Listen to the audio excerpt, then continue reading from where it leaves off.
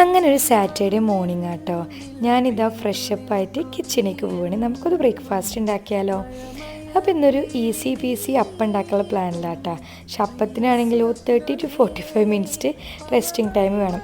പക്ഷെ ഇവിടെ നല്ല ചൂടല്ലേ, അപ്പോൾ വേഗം പൊന്തി വരും. 30 മിനിറ്റിൻ്റെ ആവശ്യമൊന്നുമില്ല കേട്ടോ, തിളച്ച ചൂടാണ് ഇവിടെ.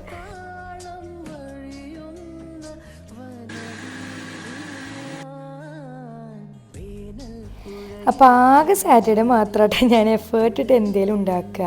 കാരണം ബാക്കിയുള്ള ഡേയ്സൊക്കെ ഇക്കാക്ക് ജോബുള്ളതുകൊണ്ട് ഇക്ക് മാത്രമായിട്ട് ഉണ്ടാക്കാൻ ഭയങ്കര മടിയാണ്. പിന്നെ ഞാൻ എന്തെങ്കിലും തട്ടിക്കൂട്ടി ആക്കും, അല്ലെങ്കിൽ നൈറ്റ് ബാക്കിയുണ്ടെങ്കിൽ അത് സെറ്റാക്കും.